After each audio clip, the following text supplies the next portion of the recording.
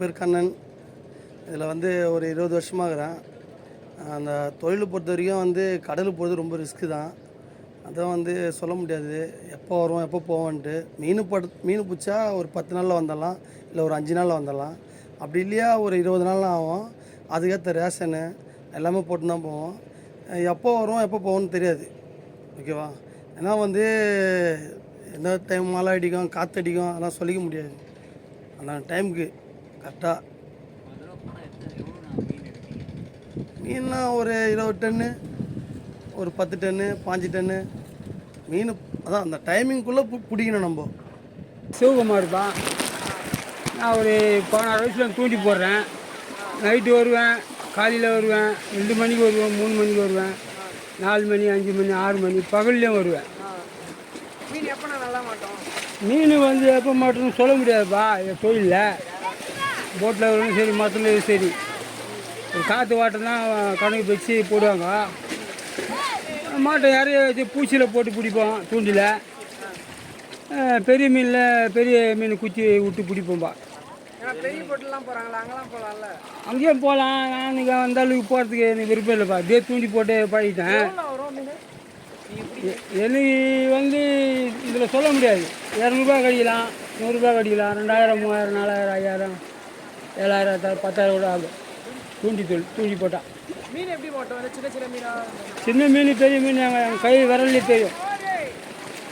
என் கை விரல்லையே தெரியும் அவனுக்கு. தூண்டி போட்டால் அந்த மீன் தான் அப்படி. அதான் டெக்னிக். பிடிச்ச மீன்லே வந்து கொடா பிடிச்சிக்கிறேன் 14 கிலோ. 14 கிலோ ஒரே மீன் 14 கிலோ பிடிச்சிக்கிறேன். அது கீழே ஒரே ஆள் தான். கூட்டு சேர்ந்து போடுவோம். விருப்பம் இருந்தால் கூட்டு சேர்ந்துக்கும், இல்லைன்னா வேணாம் தனியாக போடுறேன்னு போடுவோம்.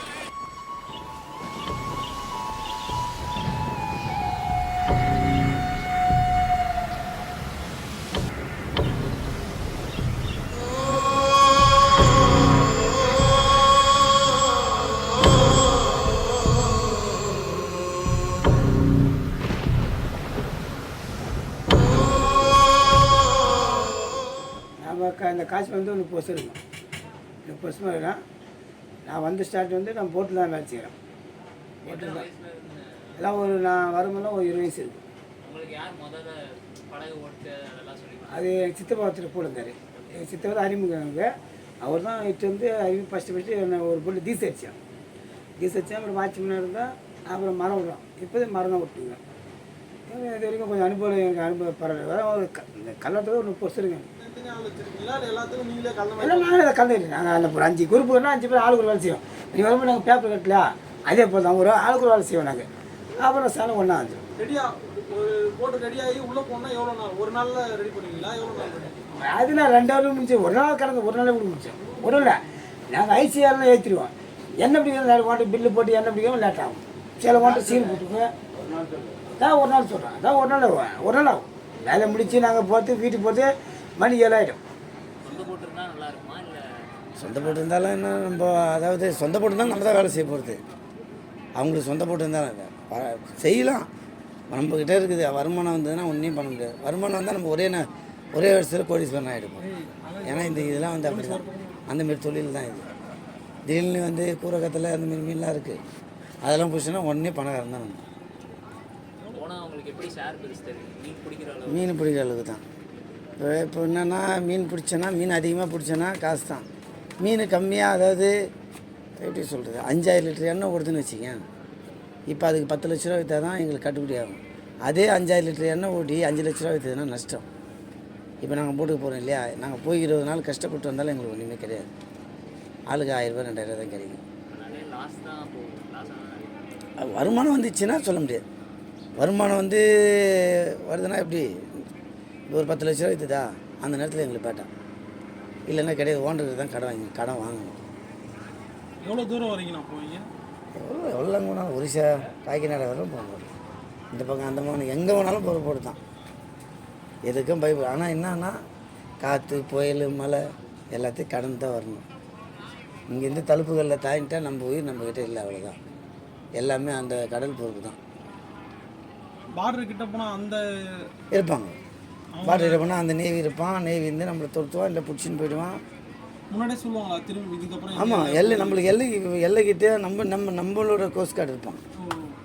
நம்ம கோஸ்ட் கார்டு நம்மளை போன்றுவான், நம்மளை சேர்க்க மாட்டான். அதேமாரி ரிப்பேர்னா வந்துடுவான். பார்டர் கிட்ட போனால் அந்த இருப்பாங்க.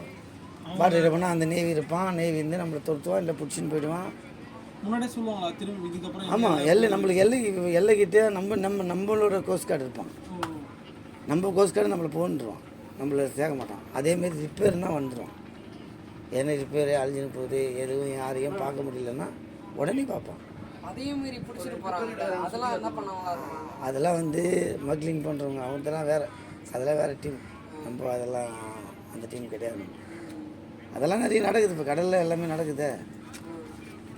என் பேர் வெங்கடேசன், நான் பிறப்பில் மீனவன். நாங்கள் எப்படி சொல்கிறது, ஏன்டா மீனவனாக பிறந்தணும் கஷ்டப்படுறோம். பல துன்பங்கள் அனுபவிச்சுக்கின்னு இன்பங்கள்ன்றது எங்களுக்கு என்னென்ன தெரியாமல் வாழ்ந்துட்டு இருக்கோம். நான் வந்து 40 வருஷமாக கடல் தொழில் பண்ணிட்டுருக்கேன். எம்ஜிஆர் பாடின மாதிரி கடல் மேல் பிறக்க வச்சா எங்களுக்கு தண்ணீர் மிதக்க விட்டார். இந்த மாதிரி பல இன்னல்களை அனுபவிச்சுருக்கோம். எங்களுக்காக யாருமே அரசாங்கமோ யாருமே எங்கள் மேலே ஒரு முழு அக்கறை எடுத்து பண்ணுறதில்ல. இந்த பக்கம் போனால் ஸ்ரீலங்காக்காரன் சொல்கிறான், இந்த பக்கம் போனால் ஆந்திராக்காரன் அடிக்கிறான். எப்படி வாழ்றது? எல்லாரும் மீனவன் சொல்கிறாங்க. அதுக்குன்னு ஒரு தினம் கொண்டாடுறாங்க. எங்களுக்கு என்ன இருக்குது? ஒன்றுமே கிடையாது. நாங்கள் எல்லாமே துன்பப்பட்டு தான் வாழ்கிறோமே தவிர எங்களுக்கு ஒன்றும் ஒரு சுகமான ஒரு வாழ்க்கையே கிடையாது. வாழ்கிறோம், சம்பாதிக்கிறோம், சாப்பிட்றோம், அப்படியே திரும்பும் கடலில் சம்பாதிச்சா கடல்லே தான் போவோம். என்னத்தை சேர்த்து வைக்க முடியும்? பிள்ளைங்க படிப்புக்கு என்ன பண்ணுறது? வாழ்வாதாரத்துக்கு என்ன வழி? அரசாங்கம் எங்களுக்காக என்ன பண்ணுறாங்க? ஒன்றும் கிடையாது. எந்த ஒரு நல்லதுன்ற மீனவனுக்கு யாருக்குமே கிடையாது. இது மீனவ சமுதாயத்துக்கு ஒட்டுமொத்தமாக எல்லாருக்குமே தெரியும். மீனவ சமுதாயத்துக்கு ஒட்டுமொத்தமாக எல்லாருக்குமே தெரியும். இவ்வளோ பேர் ஆர்பருன்றாங்க, ஒரு படுக்கிறதுக்கான இடம் கிடையாது, ஒரு தூய்மையாக இருக்கிறதுக்கு குளியலாறு கிடையாது, பாத்ரூம் கிடையாது.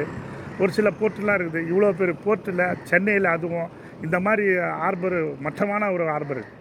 இதில் ஒரு தூய்மைன்றதுக்கு பேச்சுக்கே இடம் கிடையாது. அவ்வளோ மோசமான ஒரு ஆர்பர் ஆகுது. இதுக்கு எந்த வழியும் பண்ண மாட்டேன்றாங்க.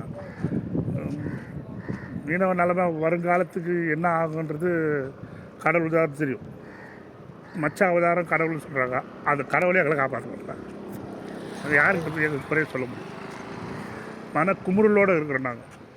இப்போ 2 மாதம் ஸ்ட்ரைக் போட போகிறாங்க. இந்த 2 மாதம் ஸ்ட்ரைக்கில் வந்து 8000 ரூபாய் கொடுக்குறாங்க. 8000 ரூபாய் எப்படி வச்சு குடும்பம் நடத்த முடியும்? பிள்ளைங்களை படிப்பு பார்க்குறதா, 2 மாதத்துக்கு சாப்பாடு பார்க்குறதா, மருத்துவ செலவு பார்க்குறதா? ஒன்றுமே கிடையாது. இது சொல்கிறதே வேஸ்ட்டு, வெக்கமாகுது, வேஸ்ட்.